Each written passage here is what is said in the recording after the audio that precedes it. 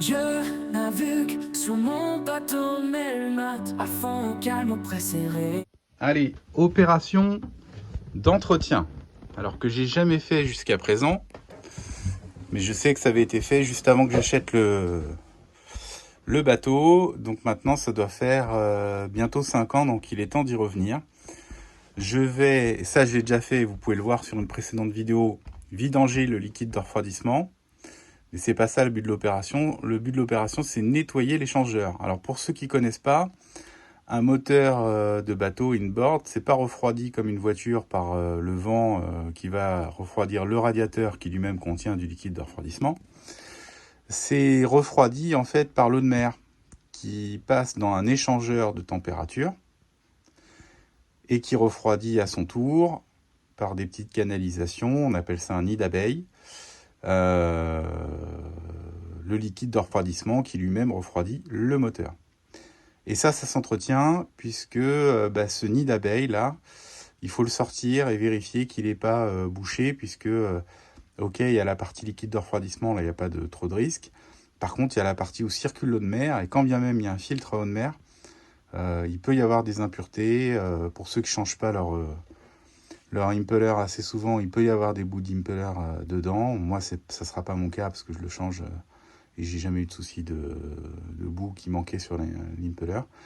Néanmoins, voilà, donc c'est à faire, c'est une première. Et puis j'en profiterai pour regarder le coude d'échappement que j'ai changé il y a 2 ou 3 ans maintenant.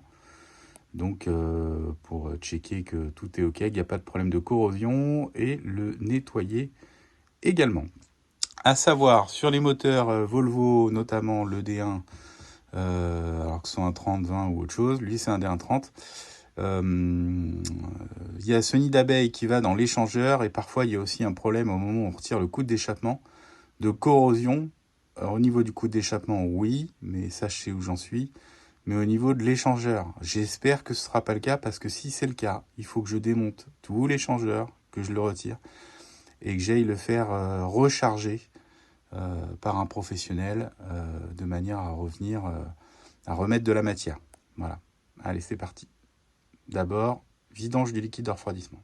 Ok, donc si vous regardez la dernière vidéo, celle qui est intitulée vidange liquide de refroidissement ou entretien circuit de refroidissement, vous verrez que ici, il y a un petit robinet à dévisser et dessus, on y met une durite. La dernière fois, je disais que c'était une durite de 12 diamètre intérieur, mais ça le faisait, mais je trouvais que c'était un poil grand. Donc là, j'ai pris du 10 diamètre intérieur. Forcément, ça rentre pas directement. Donc l'astuce, vous prenez le bout de la durite, vous le trempez dans de l'eau chaude, ou vous le chauffez. Voilà, moi à l'aide, j'ai un petit, soit un briquet, soit un petit truc comme ça. Et une fois chaud, paf, ça s'enclenche nickel et au moins ça ne fuira pas là-bas et ça ira bien là-dedans. Ça, c'est le plan. Allez, les petites astuces. Donc là, du coup, j'ai bien branché mes durites. Donc avec un diamètre de 10 intérieur, c'est parfait. Puisque il n'y a pas de fuite d'air, ça passe nickel dedans. Donc là, a priori, tout s'est coulé. J'ai utilisé ça. Voilà, ça devait être une pompe à vidange que j'avais en plus. Et le diamètre au bout, là, il va pile poil avec le tuyau. Donc en aspirant avec, vous êtes sûr de rien laisser dedans. Voilà. Bon, après, c'est un moteur sur lequel il y a aussi le chauffe-eau qui est chauffé à l'aide du liquide de refroidissement. Par ici, là. Hop, ça part. Donc, quand on vidange le moteur, on ne vidange pas tout le circuit de liquide de refroidissement. Il faut aussi aller vidanger la partie qui est au ballon d'eau chaude. Au début, je me suis dit, vu que le ballon d'eau chaude est au point le plus bas du bateau, je vais tout vidanger par là. Sauf que, là, il y a une vanne, en fait, derrière la pompe à eau, là, qui s'ouvre seulement quand c'est à température. Donc, vu que vous le faites, la vidange du liquide de refroidissement quand le moteur est froid, et en tout cas pas à des températures où cette vanne s'ouvre, c'est vraiment, il faut vraiment considérer 2 circuits séparés, quoi. Voilà. Voilà, donc moi le chauffe-eau il est là. Hop. Tac. Et j'ai déjà, alors ça c'est pas moi qui l'ai mis, hein, il y a cette durite et il y a le petit robinet ici. Donc il y a juste, théoriquement, hein, parce que tac, avec ce petit, de mettre un petit récipient là pour que ce soit plus pratique, mettre le tuyau dedans et ouvrir ouvrir cette vanne. Allez, je le fais. Voilà. Donc là, j'ai ouvert le robinet, j'ai coupé, il y avait un plomb, hein, ça doit être pour la garantie. Voilà, parce que bien sûr, il faut bien penser à le fermer, parce que si vous ne le fermez pas, bah, fuite de liquide de refroidissement, moteur en vrac, voilà. Et puis, voilà, je le laisse se vidanger tranquillement, puisqu'on est bien sur un point plus bas que là où je prends, donc ça va le faire. Alors, je vous montre, j'ai démonté le vase d'expansion, ça c'est pas obligatoire pour l'opération. Le vase d'expansion, il est juste clipsé. Vous voyez ici, il y a une languette qu'on peut atteindre derrière avec un tournevis, de manière à clac le lever. Puis après, il y a deux petites durites, il y en a une ici et une ici, voilà, de manière à la voir. Quand vous voyez l'état, et ben, je vais le nettoyer, je vais laisser l'acide oxalite dedans pour le ravoir nickel, bien transparent. Donc, voici ce que ça donne. Donc voilà, cette petite durite, celle-ci. Maintenant, en plus, voilà, ça me donne un petit peu plus d'accès puisque effectivement l'échangeur, la partie échangeur que je vous montre, voilà, c'est là, hop, parce que je filme en même temps, donc voilà, il y a 3 vis, 1, 2, 3. Pareil de l'autre côté, et de l'autre côté il y aura le coude d'échappement également. Allez, c'est parti. J'essaie de vous le faire étape par étape. J'avais le support du bocal de refroidissement. Il y a juste une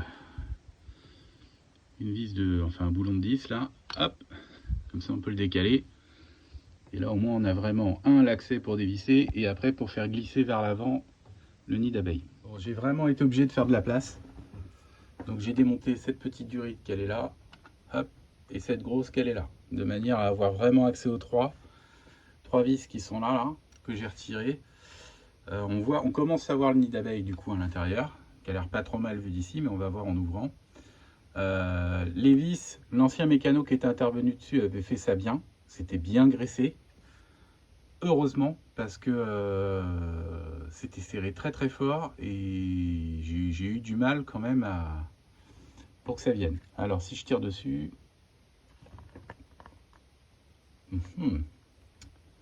ça vient pas. Il va falloir que j'aide un petit peu en tapotant. Je reviens. Il tapotait, j'ai aidé tout doucement avec un petit tournevis, mais vraiment tout doucement pour rien abîmer. Et ça y est, c'est venu. Alors, verdict, c'est à nettoyer parce qu'on voit qu'il y a des petites concrétions dedans. Vous voyez peut-être pas, mais hop. Voilà. On voit d'ailleurs un petit bout de petit grain d'herbe, mais c'est rien quoi. Voilà. Mais bon, c'est bien de le faire, de l'entretenir. J'y verrai plus clair quand j'aurai tout démonté, que je l'aurai sorti, mais bon, c'était pas la catastrophe non plus quoi. Allez. Derrière, ça se présente comme ceci. Donc il va falloir que je démonte le coude d'échappement, donc les 4 qui sont là. Pour démonter le coude, il faut que je retire le filtre à air qui est là. Il est juste retenu par un collier et une vis. Et puis après, paf, paf, paf. Ça, c'est la théorie. Ah oui, il faut que je déplace aussi le filtre eau de mer. Allez, c'est parti. Bon, j'hésite. Mon coude, je sais qu'il est en bon état. Je l'ai changé de mémoire il y a 2 ans. Donc, c'est peut-être pas nécessaire de le démonter, etc. Par contre, si j'arrive à retirer ça, j'accède à ça et je peux m'occuper de mon échangeur. Bah, je vais essayer cette option-là. Allez, non, je vais faire ça bien. Du coup, j'ai déposé le filtre à air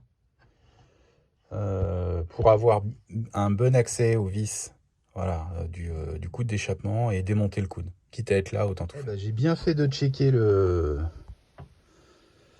pot d'échappement parce que bon, ça c'est la petite, voilà, la petite qui va comme ça là, tac. Là, ce petit trou quand même, c'est par là qu'arrive l'eau. Bon, il mérite d'être nettoyé. Ça aussi, je vais le nettoyer. Hop. Et la calamine, en 2 ans, eh ben, c'est quand même pas mal. Hein. C'est pas la cata. Mais oui, ça vaut le coup de le démonter et de le nettoyer. Donc ça, j'embarque. Donc maintenant, j'ai démonté le pot d'échappement. Ça, voilà. Ici, clac, il ne me reste plus qu'à démonter ces 3 là et à faire venir l'échangeur. En tout cas, la bonne nouvelle, c'est que là, J'avais peur qu'ici ce soit bouffé, comme c'est le cas souvent sur les D1. Et très bonne nouvelle, non, c'est pas le cas, c'est pas bouffé. Les résidus que vous voyez, c'est l'ancien joint. Donc ça, c'est une super bonne nouvelle.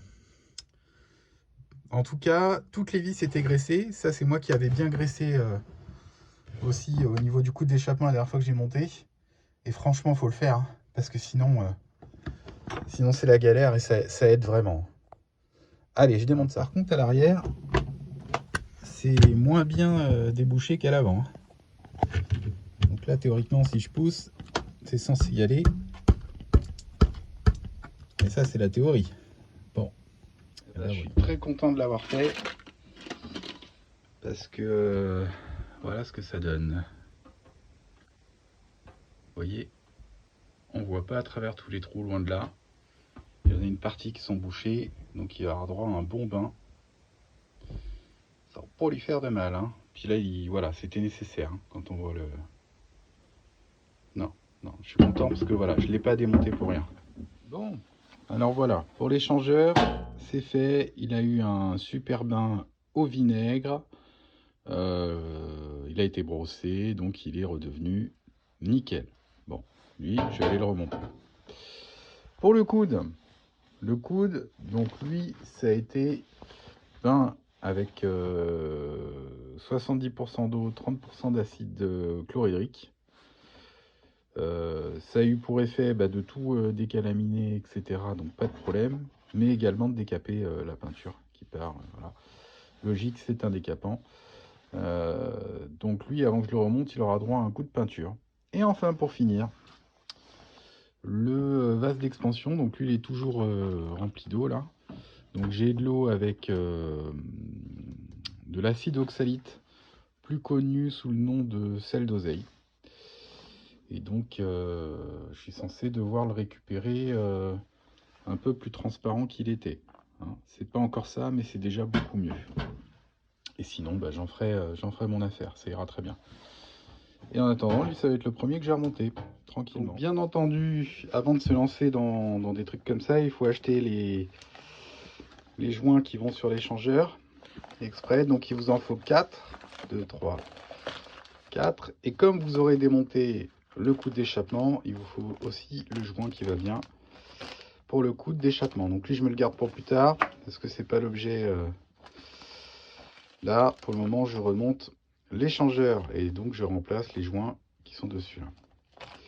Joints sur lequel j'aurais mis également du silicone pour assurer l'étanchéité. Allez, première étape. Donc j'ai remis, bien sûr, j'ai remis l'échangeur, j'ai resserré. J'ai un petit doute sur les deux joints derrière parce que...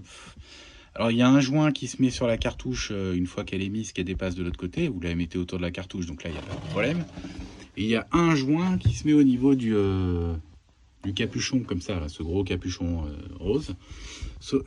vert. Sauf que devant, ça passe super bien, il y a une gorge et tout, etc. Derrière, il y a une gorge, mais il tient pas en place, quoi. Voilà, il peut pas tenir en place. Et apparemment, c'est en serrant à l'arrière qu'il finit par se mettre en place. Je pense que moi, il s'est bien mis en place en serrant, mais bon, j'ai un doute. Donc, ça, je l'ai retiré, la petite patte qui maintient le réservoir, le vase d'expansion, puisque je vais le ramener à la maison, puis je le repeindre avec en même temps que le coude d'échappement. Et donc, j'ai remonté les deux durites, arrivée d'eau. Celle-ci, non, elle n'était pas démontée. Celle-ci, elle était démontée, donc je l'ai remontée également. Écoutez, c'est déjà pas mal pour aujourd'hui. Prochaine étape, peinture. Et après, je reviens avec le tout. Un petit peu de nettoyage quand même pour en profiter que c'est démonté, bien nettoyé. Et puis, et après, je remets. Et j'ai fermé les robinets, effectivement, maintenant que la vidange est finie du liquide de refroidissement. Donc, c'est pas mal pour aujourd'hui. Mais mine de rien, ça prend du temps. Donc, les pros, je sais pas combien ils facturent ça, mais sincèrement, c'est justifié. Il y a du temps à passer pour le faire bien. Et il y a de quoi avoir des soucis aussi, de trucs qui restent bloqués, etc. Bon, moi, ça n'a pas été trop le cas. Juste un peu la cartouche. Mais voilà, ça s'est bien solutionné. Mais il y a de quoi... on peut être embêté, quoi. Voilà. Alors là, je passe à l'étape remontage. Lui, je l'ai nettoyé pendant plusieurs jours à l'acide oxalite. Le résultat est pas parfait parce qu'il reste des petits trucs qui sont à l'intérieur, mais comme c'est compartimenté, je peux pas rentrer une brosse à dents dedans et frotter ou un truc comme ça. Voilà. Mais en tout cas, rien à voir avec quand je l'avais retiré l'autre jour. Au moins, on y verra au travers. Et puis là, vous voyez l'échappement repeint et le support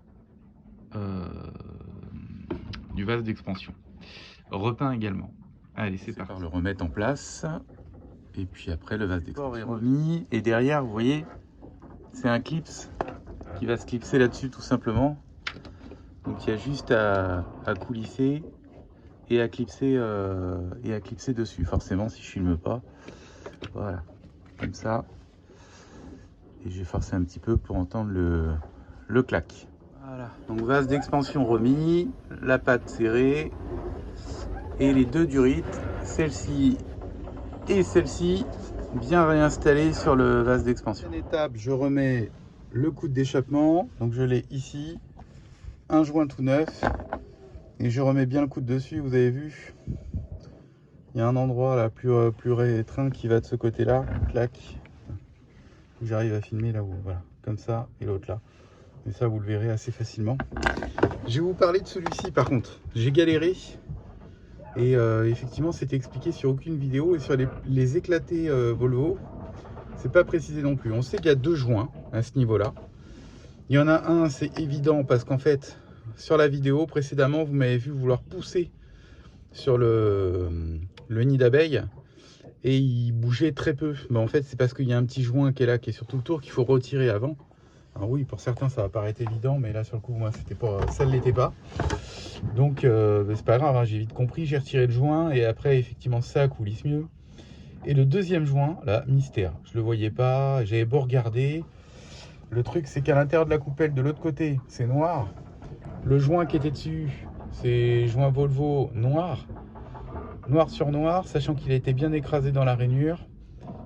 Franchement, il était très peu visible. Donc je vous le dis, hein, ne le cherchez pas. Et je vous mets une image que j'ai fini par trouver qui indique voilà, où il est. Ça pourra vous éviter une petite galère. Voilà. Donc le coude, le filtre à air, le filtre à eau de mer. Et après on est bon. Il n'y a plus qu'à remettre de l'eau dans le circuit. Récapitule, espérant ne rien avoir oublié. Tout est bien serré, ça aussi c'est resserré, le coude d'échappement il est ok, les vis graissées, le tuyau d'échappement lui aussi il est bien vissé, le filtre à air est vissé et le filtre à eau de mer est refixé en place. Donc si vous avez bien suivi, il me reste plus qu'à nettoyer tout le bazar qui est en dessous, parce qu'il faut rien que je laisse en dessous le moteur, et j'ai quand même pas mal de papier absorbant. Et remettre du liquide de refroidissement et faire tourner le moteur. Au moment j'en suis à 3,5 litres. Non, c'est 4 litres la contenance, 3,5 litres là je suis au max. Mais parce que c'est une purge automatique, donc il est censé, je viens de le mettre, hein, il est censé voilà, faire échapper les bulles d'air petit à petit. D'ailleurs on l'entend, ça bulle, il y a l'air qui s'échappe, donc je vais le laisser tranquille. Et puis après je le ferai tourner, et je revérifierai le niveau, etc. Nana. Parce que je pense que normalement il faudrait plutôt 4 litres. Et un peu plus parce qu'après il y a le circuit pour le chauffe-eau, qui n'est pas inclus dans le descriptif technique. Voilà. Bon après voilà, rien de sorcier là-dedans, il faut faire le niveau, bien surveiller au début, parce que la dernière fois que je l'ai fait, ça a quand même pas mal, ça n'a pas arrêté de descendre quoi. Voilà. Alors le liquide, il est orange, vous me direz, ah là là, au secours, il n'est pas ni vert ni jaune comme préconise Volvo. Bah non, en fait, c'est pas du Volvo que j'ai pris, c'est du Yako. Yako sur les préconisations de mon chip préféré, dans le sens où voilà, il a exactement les mêmes caractéristiques, il est de bonne qualité et il coûte moins cher. Parce que là, Volvo, je leur ai pris un bidon de 5 litres pour la vidange. Je voulais prendre 5 litres de Volvo pour le liquide de refroidissement. Et je crois qu'on m'a annoncé 120 € quoi. Donc là j'ai un peu bloqué quoi. Je me suis dit mais que se passe-t-il? Donc voilà. On m'a dit bah oui mais c'est Volvo, Volvo c'est cher. Ok. Bon alors j'ai gardé l'huile. Volvo. Peut-être une erreur, peut-être voilà. Mais à la limite bon. Et je le tente sur le liquide de refroidissement parce que apparemment, et d'après le professionnel que j'avais en face de moi, ça ne posera aucun souci. Ah ben voilà, je suis ravi, tout se passe bien, on voit que ça diminue petit à petit là. Je le laisse chauffer, je fais la pointe, mais bon j'ai pas de fuite, voilà, aucune fuite nulle part, donc mission accomplie.